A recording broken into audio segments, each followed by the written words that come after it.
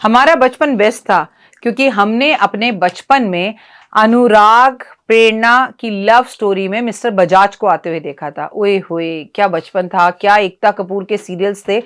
Actually मैं उनकी तारीफ नहीं कर रही हूँ, बुराई कर रही हूँ, क्योंकि जिंदगी में औरतों की सोच और औरतों के प्रति लोगों की सोच जो है वो एकता कपूर ने ही बदली है। And it is on negative way, not a positive way. क्योंकि एक बार इंसान मरकर दोबारा जिंदगी में कभी पैदा नहीं हो सकता। वो एकता कपूर के सीरियल ही हैं कि महिए मर जाए और तुलसी का पति दोबारा जिंदा हो जाए, ऐसा हकीकत में नहीं होता। ये झूठे सपने, झूठे ख्वाब, रात को आप सो रहे हो, फुल ऑफ मेकअप में सो रहे हो, नाइटी भी आपने ऐसी पहनी हुई है कि लगता ही नहीं कि आप अपने घर में हो। 24 घंटे महिलाएं कोई काम नहीं कर रही, केवल साजिश और साजिश कर रही है। ये हमारी जनरेशन ने जरूर देखा है और यहीं से एकता कपूर के सीरियल से ही जिंदगी बदलनी शुरू हो गई। नमस्कार, सुस्वागतम, वेलकम, अभिनंदन। लेकिन कुछ लोग ऐसे हैं जिन्होंने उसमें पॉजिटिविटी भी देखी, घर का एक कहानी, घर घर घर की कहानी में बहू का सास के प्रति इतना आत्मसमर्पण, सास का बहू के प्रति इतनी साजिशें, मतलब या तो वो साजिश ही दिखा देती या आत्मसमर्पण ही दिखा देती।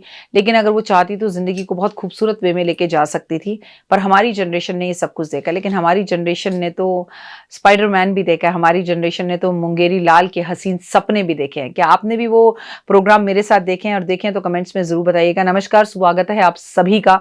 मैं हूं आपके साथ आपकी अपनी हुस्न दोस्त डॉक्टर वायरा की। सुबह की राम राम। किसी ने बहुत खूब कहा है, बड़ी बड़ी बातें करने वाले बातों में ही रह जाते हैं, बड़ी बड़ी बातें करने वाले बातों में ही रह जाते हैं।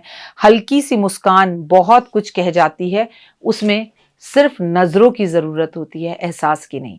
कैसे हैं आप? आपका दिन शुभ और मंगल में हो। चलिए आपको बताते हैं, पूजा स्थान पर अपने घर की पूजा की, मंदिरों में जो हम पूजा करते हैं, हम जो एकता कपूर के मंदिर देखते हैं, बड़े बड़े कट लोगों की कोठियां देखते हैं, हर आम आदमी की उतनी बड़ी कोठी नहीं होती और ना ही इतने बड़े बड़े राम दरबार वो अपने घर में रख सकता है। 2 कमरों के घर में प्रैक्टिकली हमारा जीवन चलता है। तो सीरियल से आप जो प्रभावित होते हैं, गलत चीजों की ओर प्रभावित ना हो, क्योंकि इतनी बड़ी बड़ी मूर्तियों को घर में रखना भी एक तरह का वास्तु दोष है। और अगर रखना है तो हाँ, रख सकते हैं, लेकिन प्राण प्रतिष्ठा के बाद उन्हें सुलाना होगा, खिलाना होगा, नहलाना होगा, बच्चे की तरह उनकी सेवा करनी होगी और उन्हें छोड़कर ताला लगा के घर से बाहर जाने से पहले किसी केयर टेकर को उनके घर में उनके पास रखकर भी जाना होगा। क्या हम ये सब कर सकते हैं? ज्वाइंट फैमिली में तो एक बार ये सब कुछ हो सकता था, लेकिन कायदे से मैं आपको बताऊं तो हमारी आजकल की एकल परिवारों में ये नहीं हो सकता। इसलिए हम कुछ गलतियां करते हैं भगवान के मंदिर में, आइए उन गलतियों पर नजर डालें। लेकिन हमेशा कहूंगी, ओए होए, सुबह की राम राम। मुस्कुराते रहिए, खुश रहिए, अपने साथ दूसरों का भी भला करते रहिए, जीवन खूबसूरत हो जाएगा। और जब भी आपको मौका मिले, प्लीज एक ग्रीन टी जरूर पी लीजिए। चलिए, वाओ, मैंने इसमें थोड़ा सा नींबू भी डाला है, आप ट्राई करिएगा, इट्स रियली वेरी गुड। घर में मंदिर में अगर भगवान गणेश और माता लक्ष्मी की प्रतिमा है तो माता लक्ष्मी गणपति के हमेशा दाहिनी तरफ बैठनी चाहिए। अगर आपके घर में मंदिर में शिवलिंग रखा है तो कोशिश करें कि शिवलिंग पारे का हो और आपके अंगूठे के साइज से वो छोटा होना चाहिए। पूजा के समय पर मूर्तियों पर जो फूल हम भगवान को चढ़ाते हैं उसे 2-2, 3-3 दिन तक हमें नहीं रखना चाहिए। सुबह चढ़ाए फूलों को शाम को उतार देना चाहिए। बासी फूल भगवान के पास रखने से उसके अंदर नकारात्मक बढ़ती है। मंदिर की मूर्तियों को हमेशा बैठी हुई स्थितियों में रखें, खड़ी हुई मूर्तियां घर में नहीं रखनी चाहिए। कोशिश करनी चाहिए कि मूर्तियां जब एक दूसरे के पास रखी हों तो वो एक दूसरे को इस तरह से ना रखी हों कि आपको देख रही हैं, ऐसे रखी हो। मूर्तियां एक दूसरे को देख, गणेश जी लक्ष्मी जी को देख रहे हो, लक्ष्मी जी गणेश जी को देख रही हो, तो आपके घर में रिद्धि सिद्धि और शुभ लाभ आता है। क्लास की तरह मत बिठा दीजिए, सारे खड़े होकर ऐसे सामने, हाँ जी मैम अभी हिंदी पढ़ेंगे हम, ऐसा नहीं देखना है। भगवान को जब ऐसे बिठाएं तो ऐसे बिठाएं, गोल तरीके से, सारे भगवान एक दूसरे को देख रहे हो। घर के मंदिर में कभी भी माचिस, कैंची, चाकू, तेज धार वाली चीजों को रखना भी है तो कपड़े या किसी चीज में दबा के छुपा के रखना चाहिए।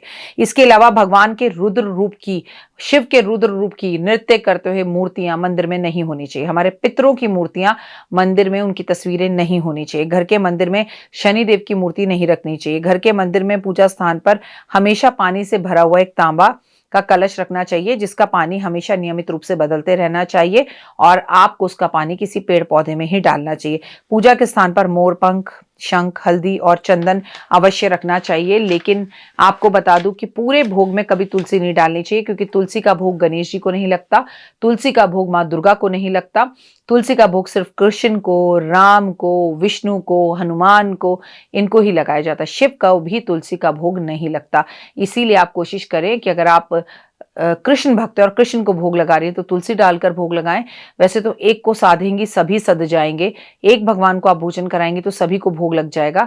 सब भगवानों को अलग अलग भोजन कराने की जरूरत नहीं है। भगवान को जो भी भोग लगाएं उसे प्रसाद के रूप में स्वयं भी खाएं, अपने घर में भी मिलाएं और भगवान को भी खिलाएं, तो बहुत लाभदायक और शुभ रहेगा और आपकी मनोकामना को पूर्ण करने वाला होगा। जीवन में अगर आपको सक्सेस चाहिए तो एक बात सदैव याद रखें कि लाइफ हमेशा आपको खुशियां देगी, लेकिन आपके घर के मंदिर में सुबह शाम दीपक जरूर जलना चाहिए, मंदिर में शंख बजना चाहिए, मंदिर में घंटी बजनी चाहिए, मंदिर साफ सुथरा होना चाहिए, मूर्तियां या तस्वीरें बहुत बड़ी बड़ी नहीं छोटी छोटी होनी चाहिए, और भगवान के पास बैठकर पूजा करनी चाहिए। और भगवान के पास जो दिया जलाएं, 100 दिए जलाओ, लेकिन एक दिया जो हो वो रोज जल रहा हो। कभी भी घर में कोई बच्चा बीमार हो, उस दिए में पानी भरकर और वो पानी उस व्यक्ति को पिला देना, उस पर छिड़क देना, उसकी तबीयत में तुरंत सुधार होना शुरू हो जाएगा, क्योंकि इतनी एनर्जीज उस दिए में आ जाएंगी। जिस दिए की पूजा आप रोज करते हैं, जिसे रोज जलाते हैं, वो आपके तेज बुखार को तुरंत खत्म कर देगा। आजमा कर देखिएगा इस उपाय को।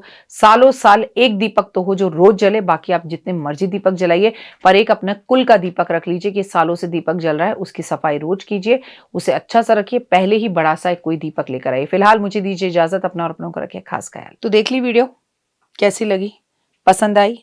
चलिए, हो सकता है किसी को पसंद ना भी आई हो, लेकिन अगर हृदय से आप इन उपायों को करेंगे तो आपका फायदा जरूर होगा। बहुत मेहनत करते हैं हम ये वीडियो बनाने के लिए, और मैं ही नहीं सब।